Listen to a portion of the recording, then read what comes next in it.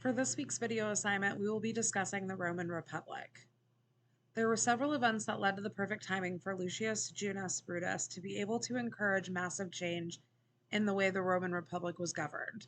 After the death of a woman raped by the king's son, she was used as a final straw to express to the plebeians that the system in place was simply not working. This swayed them in a vote, and the Republic was set in place. With this new government, it included consuls. The job of the consul was to exercise the will of the Senate, a replacement for the king. The consul also created a separate office that upheld the religious duties that were previously held by the king.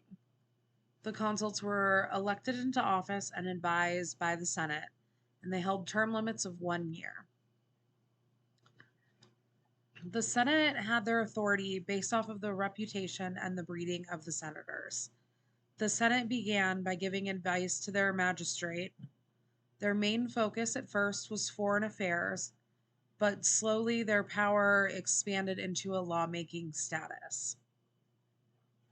The people of the Roman Republic believed that they were entitled to certain freedoms, some of those being the right to marry, the right to hold office, and the right to a trial and appeal.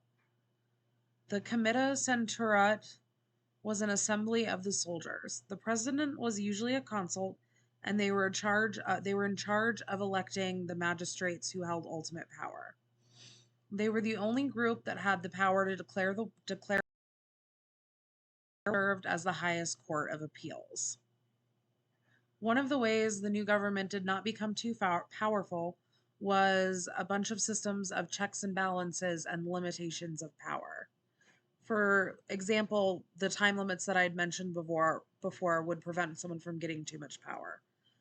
Another form is having the consuls elected by the citizens. With the creation of more smaller systems, more magistrates were also a form of checks and balances. The most familiar way to us that the Romans used for checks and balances is the separation of the government into 3 different sectors, similar to what we still use here in America. Next, we will talk about how the plebeians got their right to choose their own tribunes. Plebeians regularly tried to block legislation that they did not like, but because the patricians still held the power with the tribunes, it was easy for them to override the wishes of the plebeians. This unbalance of power caused a need for reform. Throughout the 4th century BCE, adjustments were made until the plebeians had a proper say in the government, creating harmony for the first time in Roman history. Cicero, who is one of the most important authors of this time, wrote a lot about a lot of things. His writings have been organized into 4 major categories: letters, rhetorical treatises, philosophy, and orations. His work provided us with a very clear look into important information of that time, as well as a good view of the day-to-day life of the Roman Empire.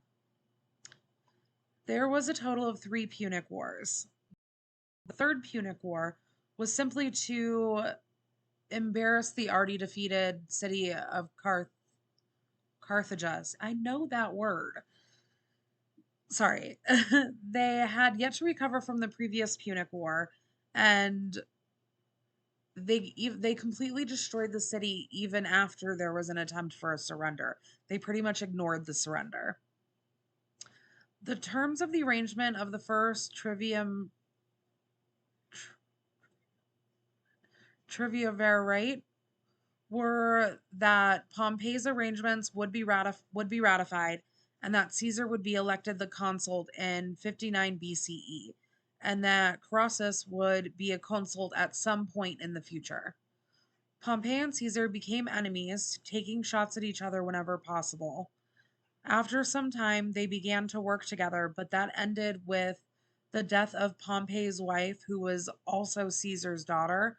After that, their ties were completely separated. And that's it. Thank you.